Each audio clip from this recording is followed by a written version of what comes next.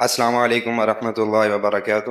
وعلیکم سب السلام سے پہلے ورحمۃ میں تمام علماء کرام جو اللہ۔ آپ خاموش رہیں ساتھ جی ساتھی جی مسند پہ تشریف فرما ہیں سب کا شکر گزار ہوں، خاص کر آپ کا کہ جی آپ تھوڑا قریب کریں جہلم سے تشریف لائے ہیں، اور میں نے آپ کا تقریباً سارے بیان سنے ہیں، جتنے بھی آپ نے مرزا صاحب کے خلاف یا جو بھی آپ نے مناظرہ کیا ہے۔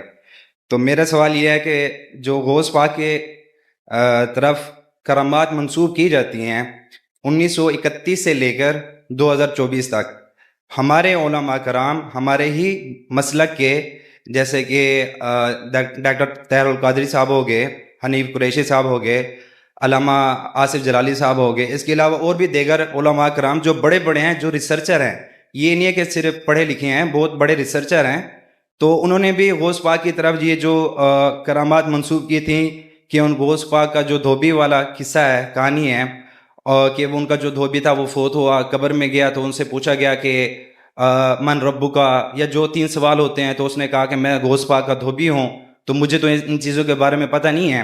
تو آج تک ہمارے علماء کرام یہ کرامات بیان کرتے آئے ہیں اور ان کا دفاع بھی کرتے رہے ہیں، لیکن اب آ کے ہمارے ہی علماء کرام یہ کہہ رہے ہیں کہ یہ جو کرامات ان کی طرف منسوب کی گئی ہیں یہ غلط ہیں۔ تو میرا سوال یہ ہے کہ پہلے ان کو پتہ نہیں چلا، کیا انہوں نے پہلے کوئی ایسی کتاب نہیں پڑھی تھی کہ یہ کرامات منسوب غلط کی گئی ہیں؟ ابھی تک بھی یہ کتاب پرنٹ ہو رہی ہیں جس میں یہ کرامات بیان کی گئی ہیں، تو آپ اس کے بارے میں کیا بات کریں گے؟ یہ تھوڑا سا وضاحت بتائیں۔ پہلا سوال ہمارے بھائی کا یہ ہے، نام کیا آپ کا؟ حافظ محمد ارسلان۔ حافظ محمد ارسلان صاحب، کسی بھی مسئلے کو بیٹھیں، پہلے کسی بھی مسئلے کو سمجھنے کے لیے یہ ضروری ہے کہ آپ اس مسئلے کے حوالے سے بنیادی کنسیپٹ سمجھ لیں۔ ہماری بدقسمتی یہ ہے کہ ہمارے بچے نوجوان مسلمانوں کے پہلے اپنے عقیدے کے بارے میں بنیادی معلومات حاصل نہیں کرتے، اور ویڈیوز دیکھ کر، ویڈیو چونکہ ادھوری ہوتی ہے، وہ کلپ ہوتا ہے، ویڈیو بولتی نہیں، یعنی اس میں اگر آپ کو روکنا پڑے نا، میں بول رہا ہوں نا، میری بات مکمل ہو جائے تو آپ کیا کریں گے؟ آپ اپنا سوال کر سکیں گے، مزید پوچھ سکیں گے، کسی کی وضاحت لے سکیں گے، کیونکہ میں زندہ آپ کے سامنے بیٹھا ہوں، میری ویڈیو نہیں، ویڈیوز ہیں میری، لیکن میں زندہ بھی موجود ہوں آپ کے سامنے، لہذا میری بات کی ویریفائی کرنے کے لیے، کلیئر کرنے کے لیے آپ مجھ سے بار بار سوال کر سکتے ہیں۔ تو ہمارے نوجوانوں کا یہ طریقہ کار رہا ہے کہ جو کہ بالکل غیر فطری ہے، کہ ویڈیو سن کے وہ کیا کرتے ہیں، ایک فیصلہ یا عقیدہ یا نظریہ بناتے ہیں۔ کچھ غلط ہے تو ویڈیو سن کے کہیں گے کہ یہ غلط ہے، کچھ صحیح ہے تو اس کو ویڈیو سن کے کہیں گے یہ صحیح ہے، جبکہ طریقہ کار جینون یہ ہے کہ آپ اس حوالے سے جو بنیادی کانسیپٹ ہے اس کو سمجھیں۔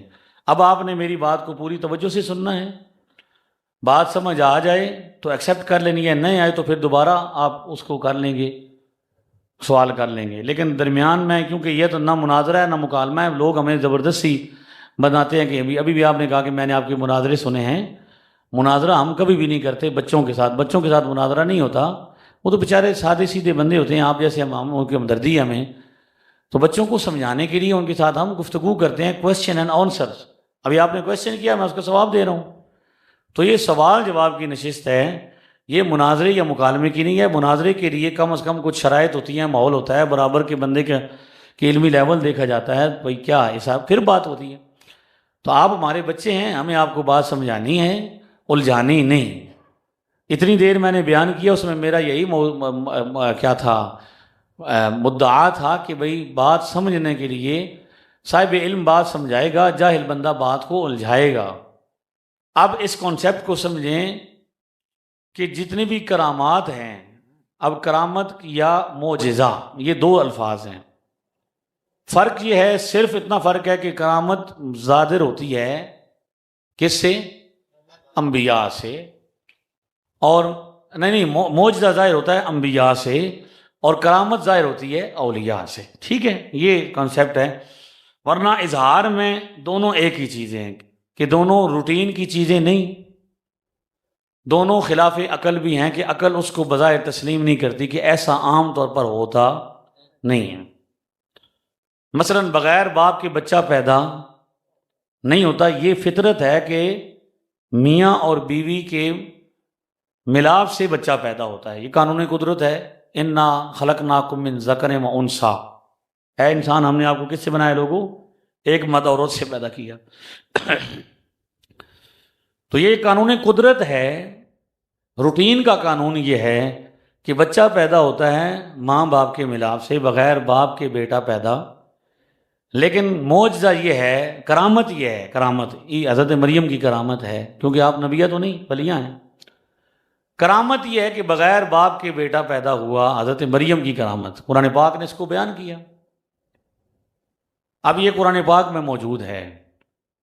تو حضرت مریم کی کرامت یہ ظاہر ہو کہ بغیر باپ کے انہوں نے بیٹا پیدا کیا، یہ روٹین کی بات نہیں ہے۔ اب کوئی بندہ یہ کہے کہ اگر یہ قرآن پاک سچا ہے اور یہ واقعہ ہوا ہے، کل یہ کوئی سوال کرے کہ مریم علیہ السلام نے مریم علیہ السلام نے رضی اللہ عنہا نے بغیر باپ کے بیٹا پیدا کیا ہے، اگر قرآن کو سچ ثابت کرنا ہے تو آج بھی کیمرے کے سامنے بغیر باپ کے بیٹا پیدا کر کے دکھائیں، تو کیا یہ ممکن ہے؟ یہ جو سوالات ہیں نا کہ کیمرہ آج آ گیا ہے اور آج کرامتیں ختم ہو گئی ہیں تو کیوں نہیں ہوتی، یہ دراصل ملحدین کے سوال ہیں ان معجزات پر جو قرآن پاک میں موجود ہے۔ تو جہاں پہ وہ نبی کا نام یا اللہ کا نام لکھتے ہیں وہاں پہ چھوٹے مرزا صاحب بابوں کا نام ڈال دیتے ہیں۔ سوال اعتراض سیم ہے، ٹھیک ہے؟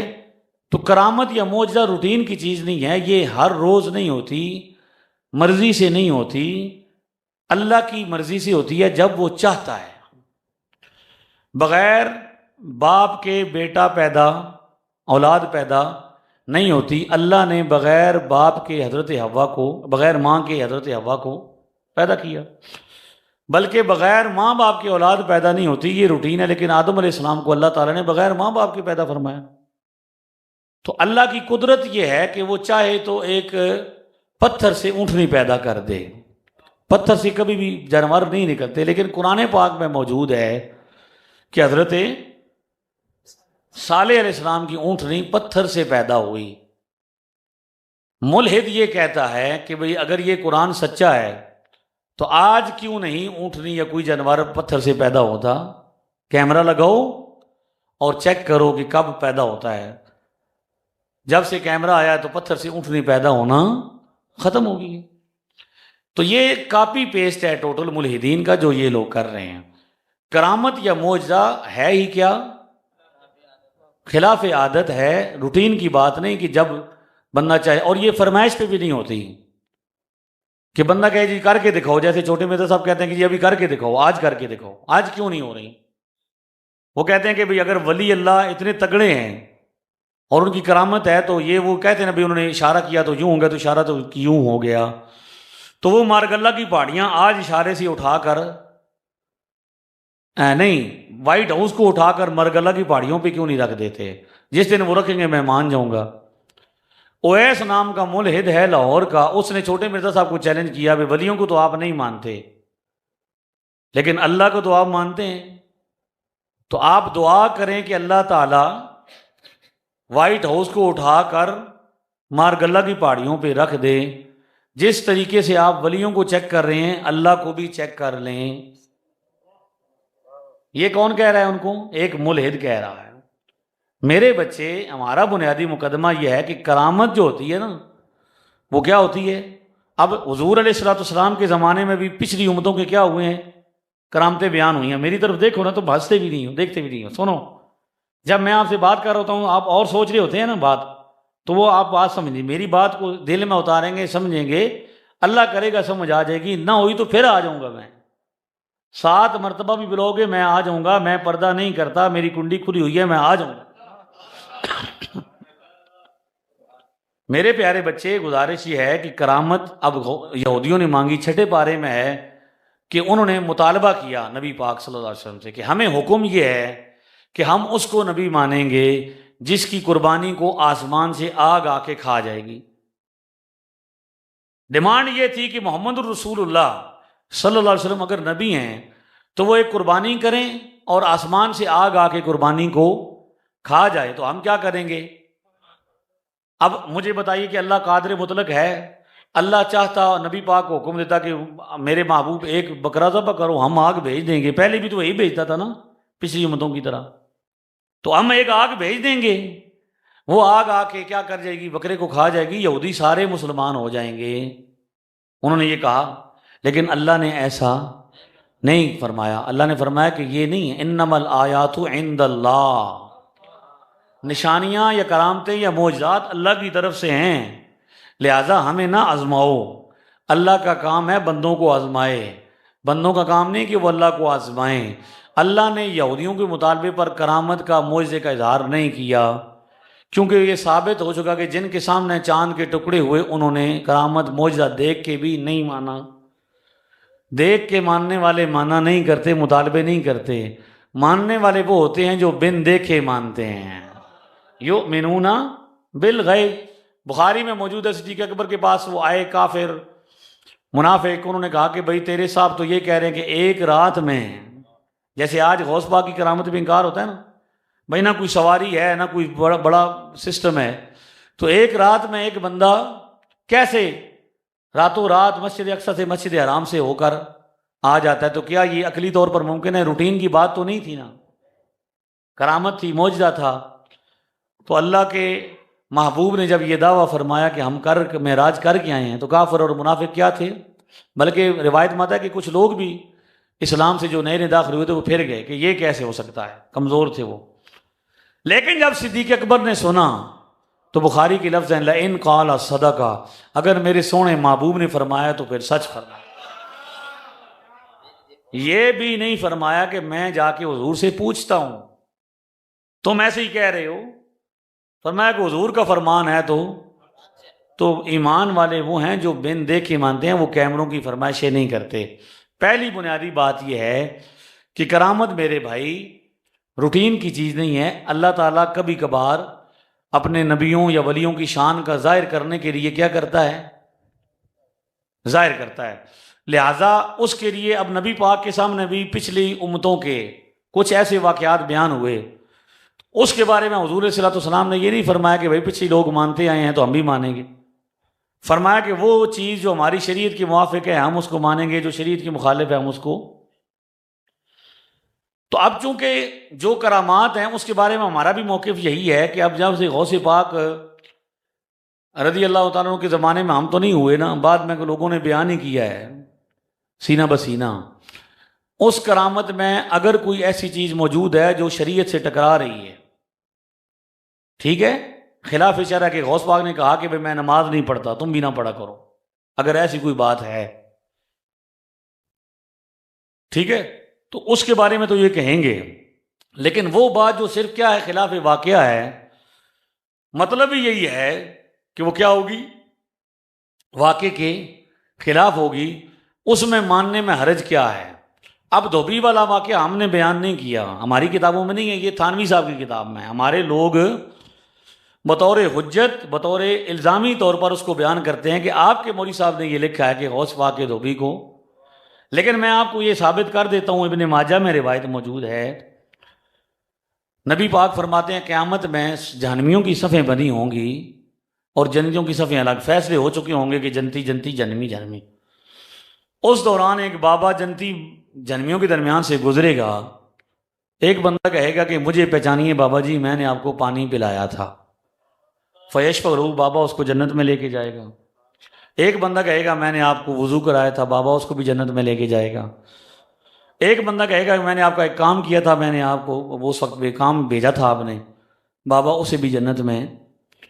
تو جب ایک اللہ کے ولی کو پانی پلانے کا، ایک دفعہ پانی پلانے کا صلہ جنت ہے، ایک دفعہ وضو کرانے کا صلہ جنت ہے، جس نے غوث اعظم کے کپڑے ساری زندگی دھوئے ہوں اسے جنت کیوں نہیں ملے گا؟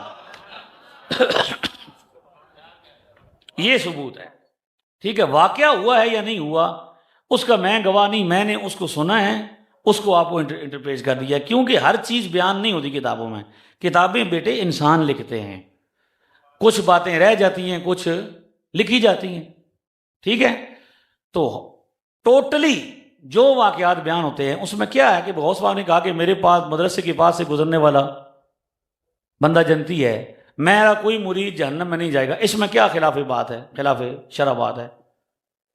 میں بخاری سے آپ کو ثابت کرتا ہوں، 7439 نمبر روایت ہے بخاری میں، کہ بابے جب بندے جہنم میں جل رہے ہوں گے نا،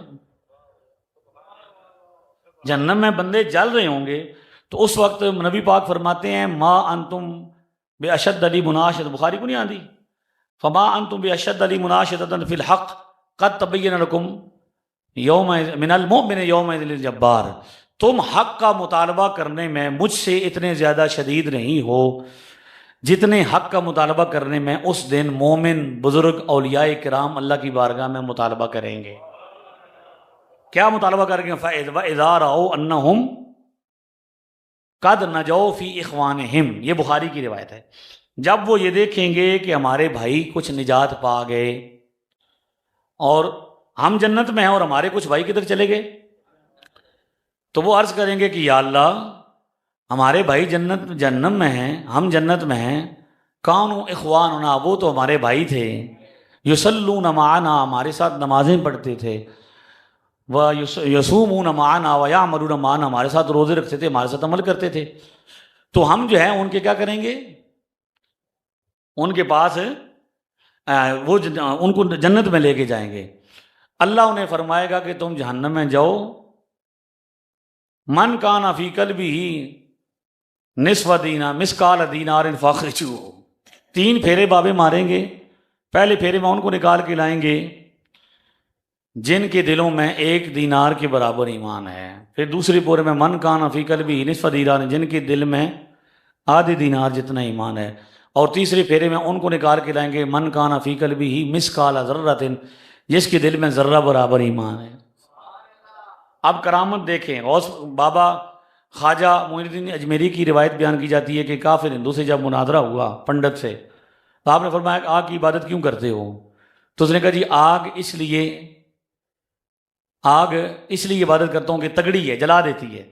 تو فرمایا کہ بھائی ابھی دیکھو آپ نے اپنے جوتے آگ میں پھینک دیے اور جوتوں کو آگ نے اثر نہیں کیا، تو فرمایا اب نکالنے کے لیے ہمارا غلام جائے گا۔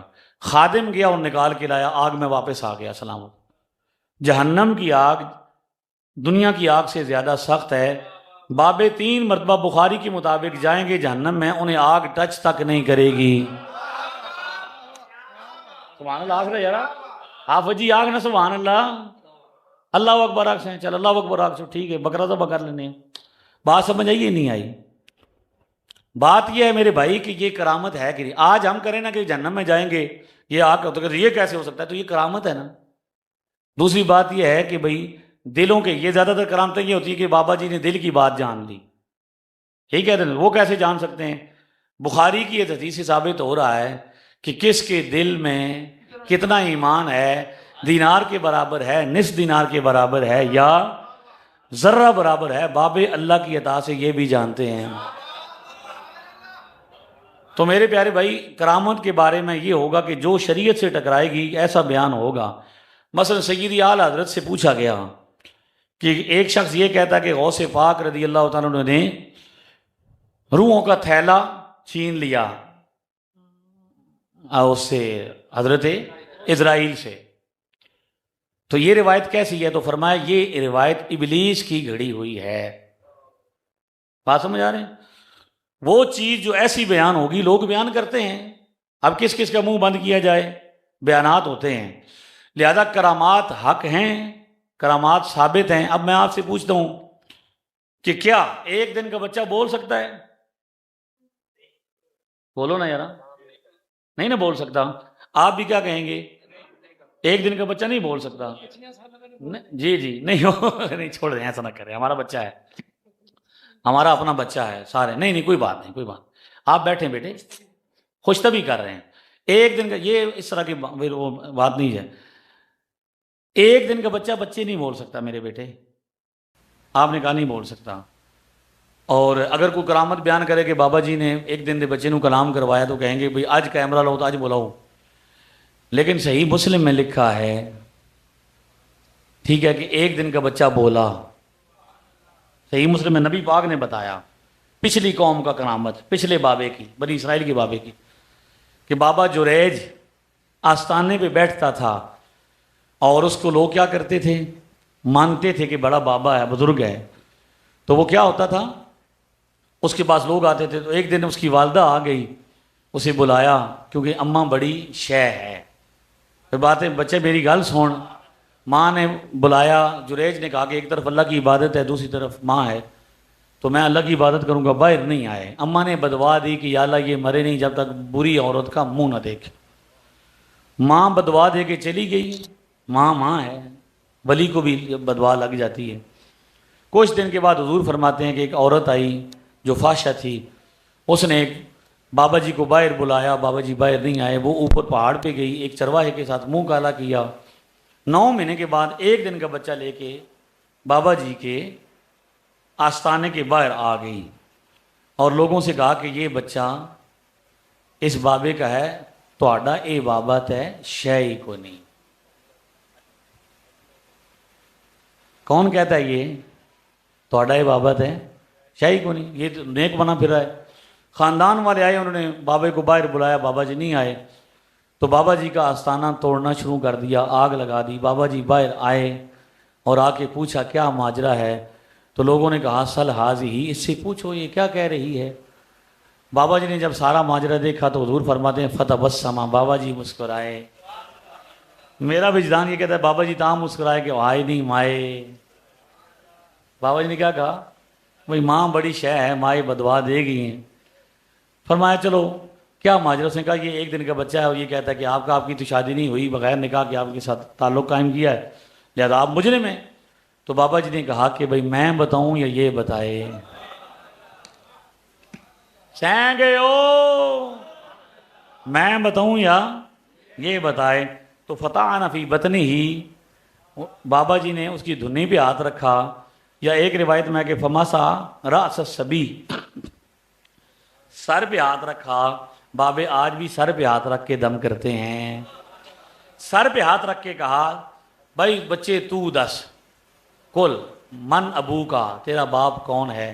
ایک دن کا بچہ نہیں بولتا. بابے کی کرامت ہے کہ بچہ بولنا شروع ہو گیا اور اس نے کہا کہ ابھی رایت دان، یہ بابا میرا باپ نہیں، میرا والد وہ بکریوں کے چرانے والا، بھیڑوں کا چرانے والا ہے. تو اس وقت ایک دن کا بچہ بولا. لوگوں نے کہا کہ ہم آپ کا آستانہ سونے کا بنا دیتے ہیں.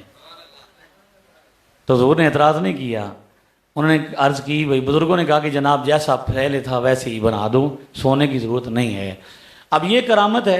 اب یہ مسلم میں نہ ہوتی اگر ہم بیان کرتے تو پھر آپ لوگوں نے کہنا تھا کہ یہ کیسے ہو سکتا ہے جی، ایک دن کا بچہ کیسے بول سکتا ہے؟ آج کیمروں کا دور ہے، آج کیمرہ لگایا جائے، کوئی ایک دن کا بچہ بولے تو ہم مانیں گے. کرامت ہماری مرضی سے نہیں ہوگی، نہ آپ کی مرضی. جب اللہ چاہے گا ہوگی. جو بیان ہوئی ہیں اس میں سے جو خلاف شرع ہے اس کو ہم نہیں مانیں گے. جیسے حدیث، صحیح حدیث کی کتاب میں ہو تو ضعیف ہونے کے باوجود آپ لوگ نہیں مانتے، اسی طرح ہم بھی کیا کرتے ہیں، جو روایت خلاف شرع ہو آپ ثابت کر دیں کہ یہ روایت خلاف شرع ہے، ہم اس کو چھوڑ دیں گے. اگلا سوال کیجیے.